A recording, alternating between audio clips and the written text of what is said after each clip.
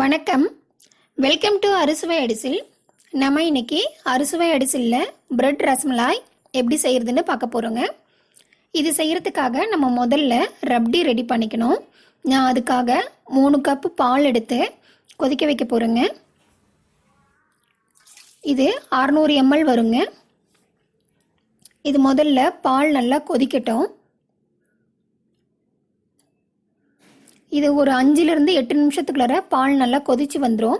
அதுக்குள்ளாரையும் நம்ம ஒரு பிஞ்ச் அளவுக்கு குங்குமப்பூ எடுத்து 2 டேபிள் ஸ்பூன் பாலில் ஊற வச்சுக்கலாங்க. இது கொஞ்சம் நேரம் ஊறட்டும். பாருங்கள், பால் நல்லா சூடாயிருச்சு. இந்த மாதிரி பொங்கி வரும். அந்த சமயத்தில் நீங்கள் அடுப்பை குறைச்சி வச்சுட்டு நல்லா இந்த மாதிரி கரண்டி வச்சு கிளறி விட்டுக்கோங்க.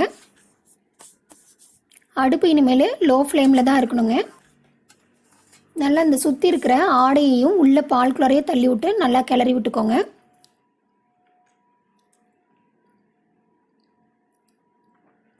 கொஞ்ச நேரம் சூடாகட்டும். இந்த சமயத்தில் 1 கப் அளவுக்கு கண்டென்ஸ் மில்க் எடுத்திருக்கேன் நான். இது நல்லா கிளறி விட்டுக்கோங்க. நல்லா கிளறி விட்டுட்டு மறுபடியும் இந்த பாலை கொதிக்க வைங்க. அடுப்பு லோ ஃப்ளேம்லேயே வச்சுக்கோங்க. ரொம்ப அதிகமாக வச்சிங்கன்னா பால் ஒன்று பொங்கி வந்துடும், இல்லைனா அடியில் தீஞ்சு போயிடும். அப்பப்போ கிளறி விட்டுட்டே இருங்க. நீங்கள் கண்டென்ஸ் மில்க் பதிலாக சர்க்கரை கூட எடுத்துக்கலாம். நீங்கள் 3/4 கப்பில் இருந்து 1 கப்பு வரையும் சர்க்கரை பயன்படுத்திக்கோங்க. பால் நல்லா பொங்கி வருது. இப்போ மறுபடியும் கிளறிட்டே இருங்க.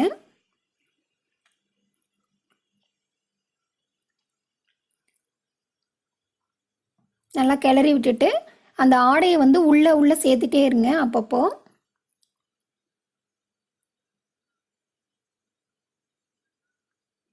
ஆடையை நல்லா உள்ளே சேர்த்து விட்டுருங்க. இந்த சமயத்தில் நம்ம ஊற வச்சிருக்கிற குங்குமப்பூ பாலையும் அதில் ஊற்றிக்கலாம். ஊற்றி நல்லா ஒரு தடவை கிளறி விட்டுருங்க.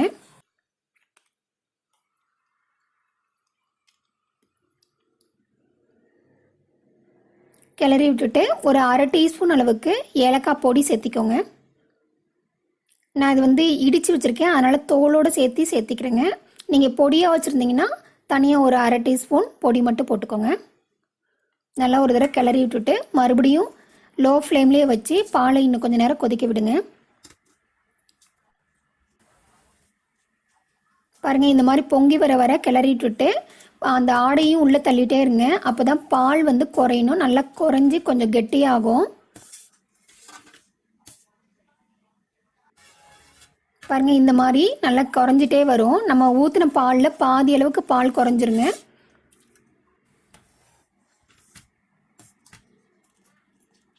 பாருங்கள், நல்லா குறைஞ்சிருச்சு. இந்த சமயத்தில் நம்ம அடுப்பை ஆஃப் பண்ணிடலாங்க.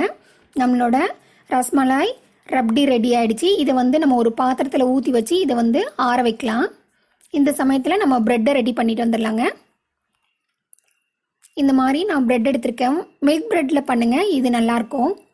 வீட் ப்ரெட்டில் கொஞ்சம் டேஸ்ட் ரொம்ப கம்மியாக இருக்க மாதிரி இருக்கும். உங்கள்கிட்ட குக்கி கட் இருந்தாலும் சரி, இல்லை இந்த மாதிரி மூடி இருந்தாலும் சரி, இந்த மாதிரி வச்சு கட் பண்ணிக்கோங்க.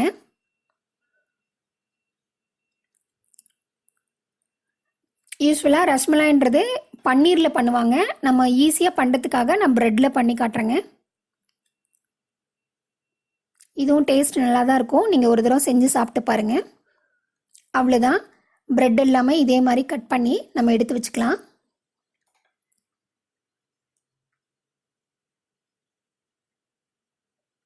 ப்ரெட்டு ரெடி பண்ணியாச்சு.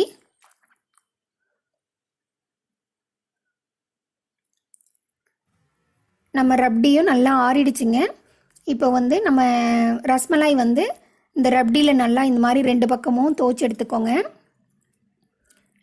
இதை பரிமாறும் போது கொஞ்சம் ரப்டியும் அதிலே பிளேட்லேயே ஊற்றி கொடுங்க. நல்லாயிருக்கும். நீங்களும் இதை உங்கள் வீட்டில் செஞ்சு பாருங்கள். இது பரிமாறும் போது இது கூட கொஞ்சம் நட்ஸு, பாதாம், பிஸ்தா, முந்திரி இது எல்லாத்தையும் கொஞ்சம் கட் பண்ணி இல்லைன்னா இடித்து போட்டுக்கோங்க. ரொம்ப நல்லாயிருக்கும். இது நீங்களும் ஒரு தடவை செஞ்சு பார்த்துட்டு எப்படி இருக்குன்னு சொல்லி கமெண்ட் பண்ணுங்கள். மறக்காமல் உங்கள் ஃப்ரெண்ட்ஸ் கூட ஷேர் பண்ணிக்கோங்க. இதுவரை சப்ஸ்கிரைப் பண்ணாமல் இருந்தீங்கன்னா சப்ஸ்கிரைப் பண்ணிக்கோங்க. தேங்க்யூ.